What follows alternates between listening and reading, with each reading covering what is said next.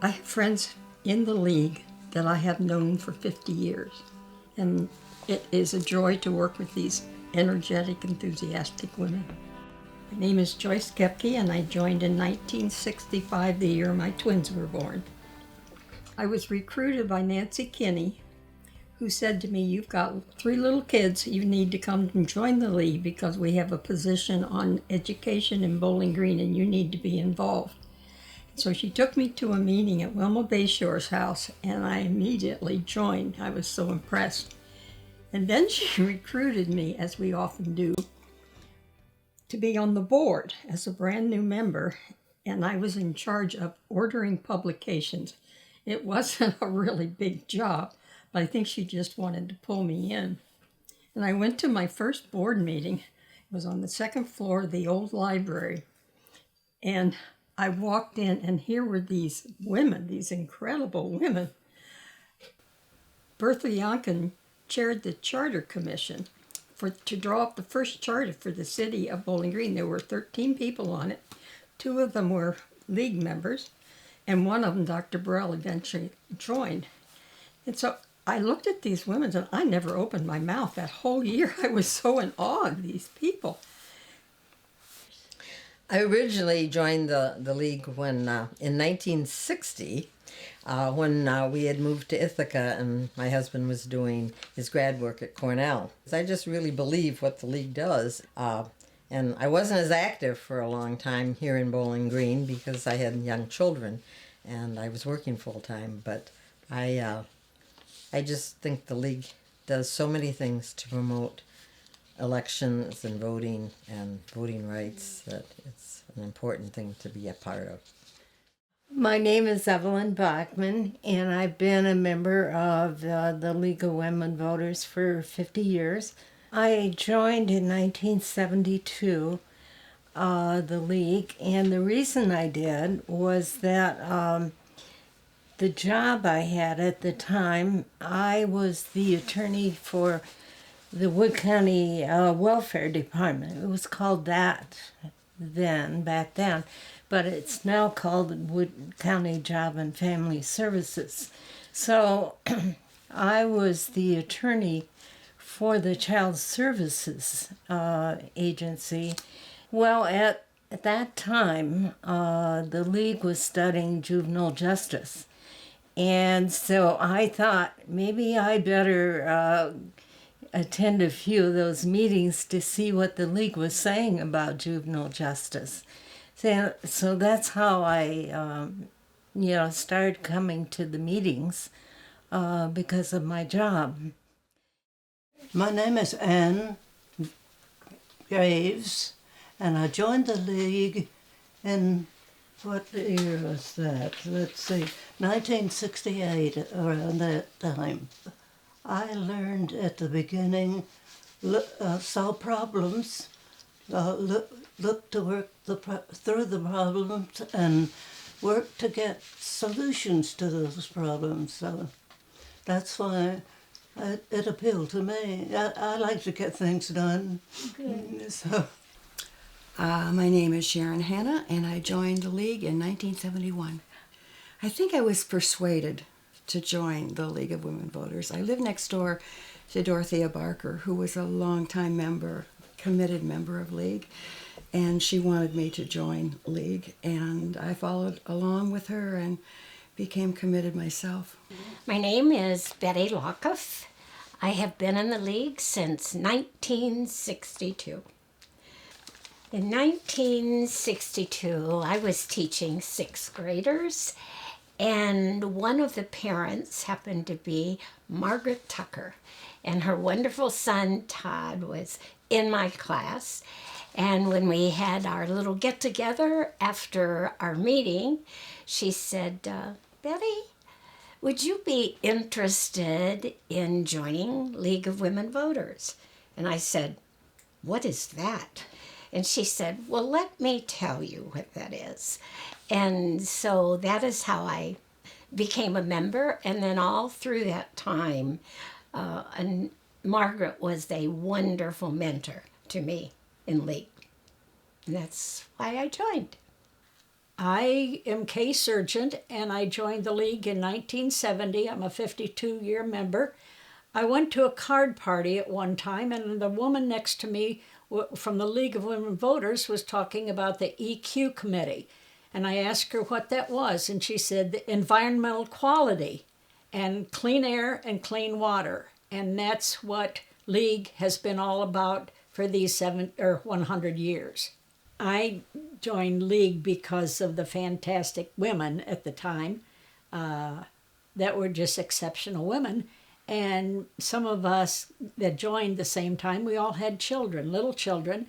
And at one time we had units for the League where we met, and we had babysitting available for the morning meeting. And we just became very close friends with some of them, and still are.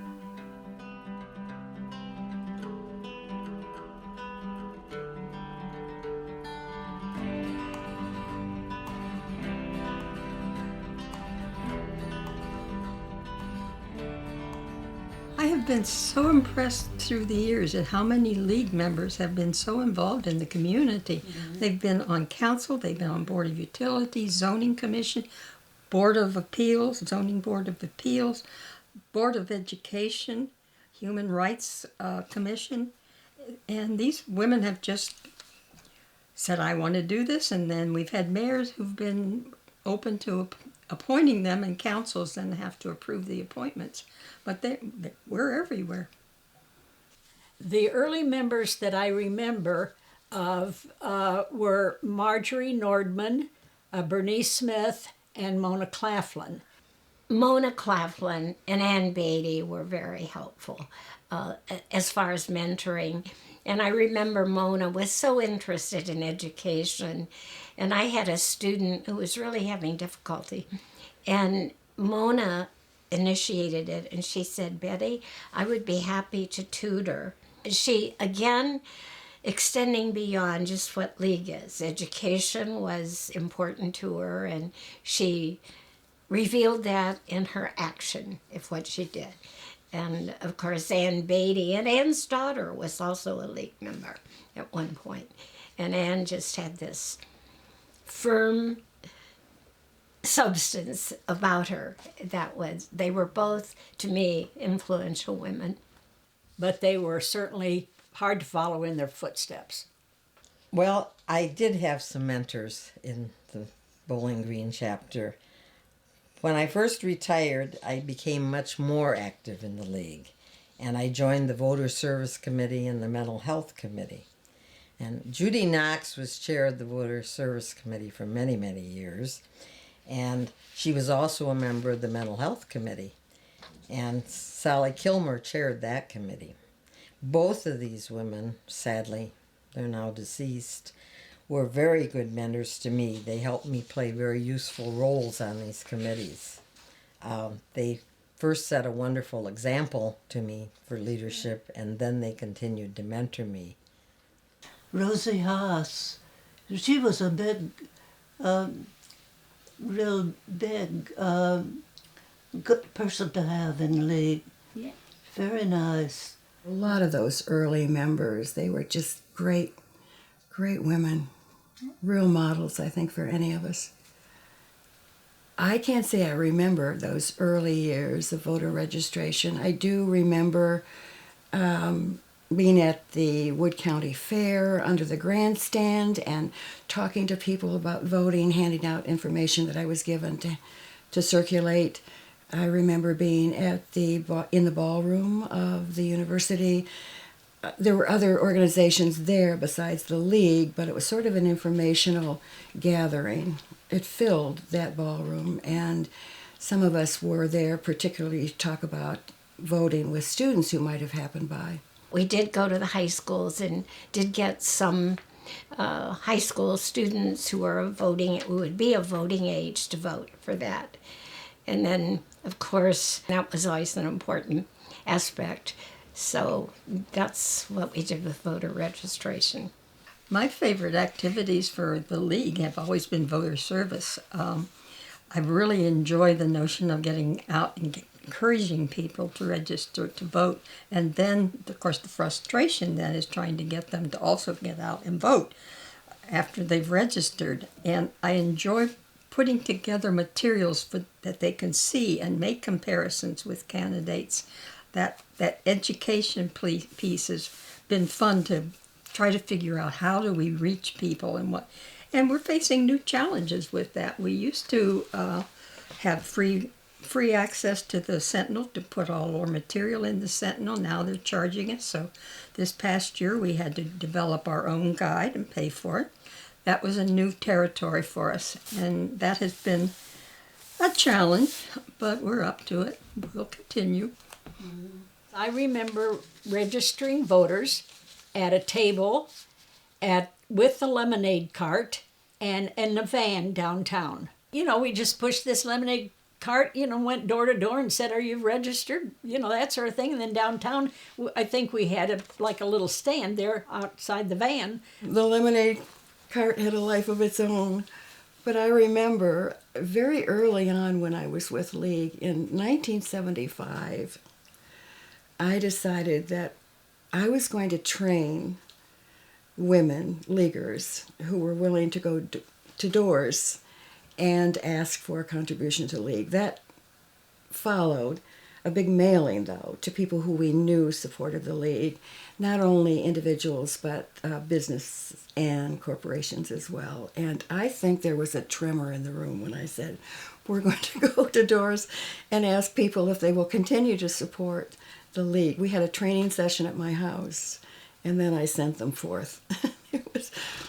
But I think it was successful, and it was a different approach. I think people seem not to be comfortable with fundraising, and I am, so, yeah.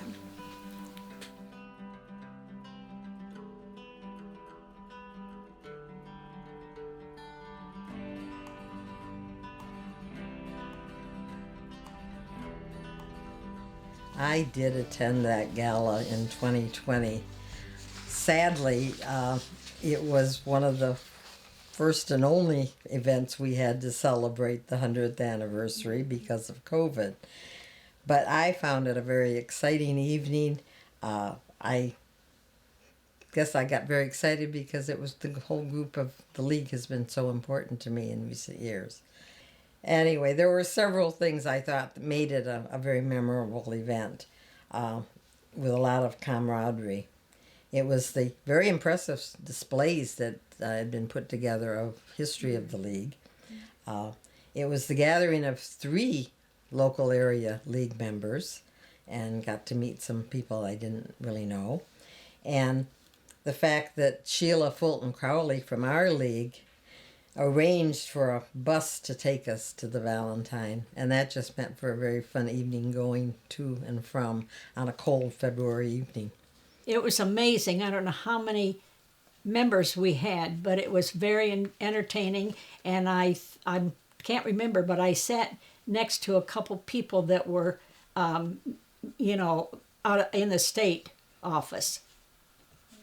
The other exciting part about all of this is that the League was actually founded on Valentine's Day, and there we were at the Valentine Theater in Toledo.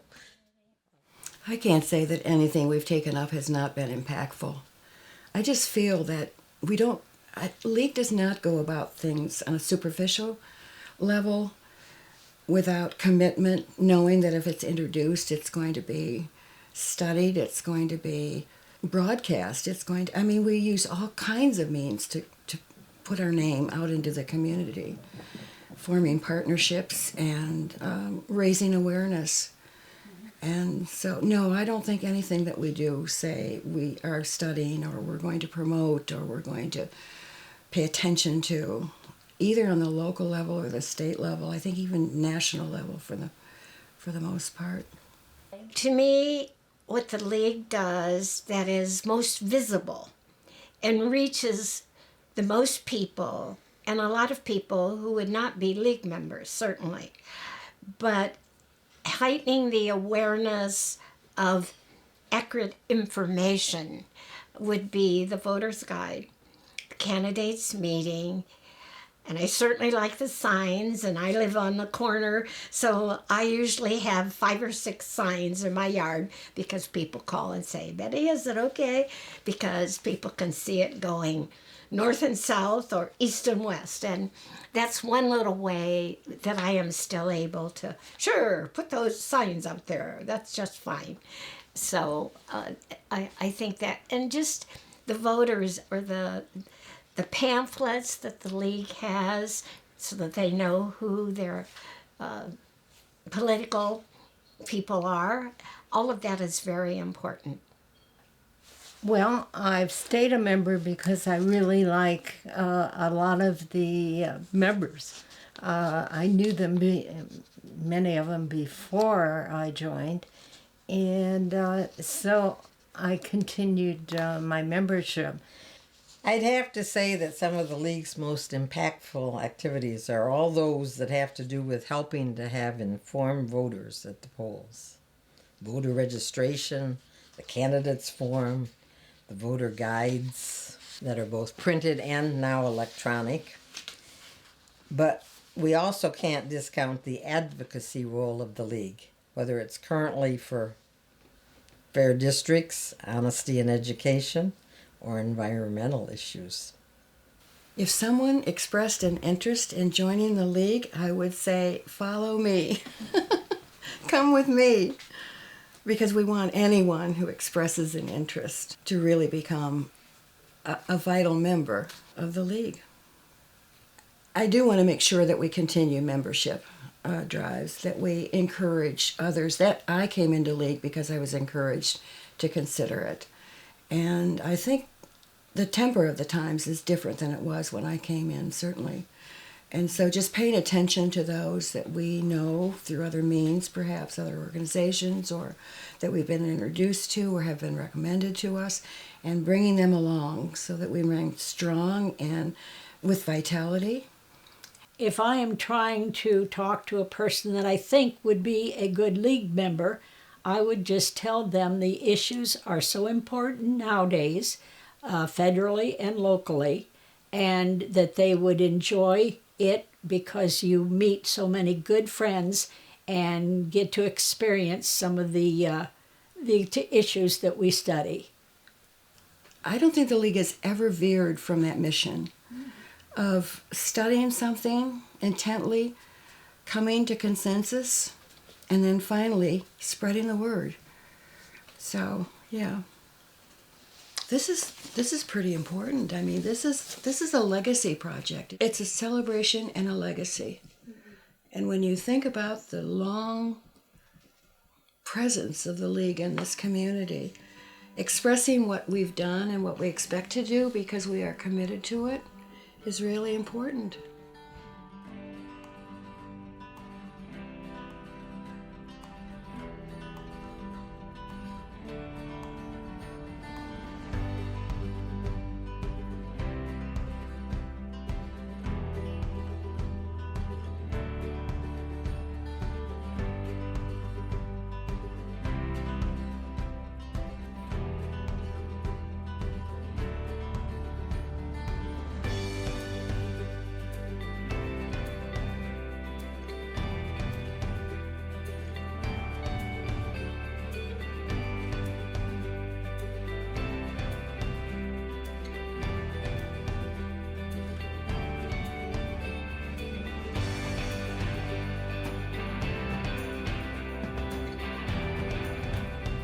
You can't make this up.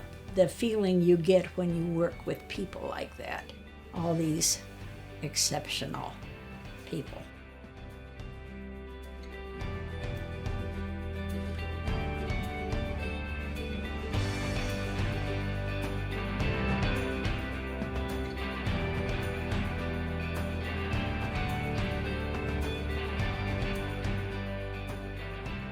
I just say, continue the work. I mean, as challenging as it is, as busy as people are, the commitment is important, and continuing the work is important and consequential. So bravo, League of Women Voters of Bowling Green.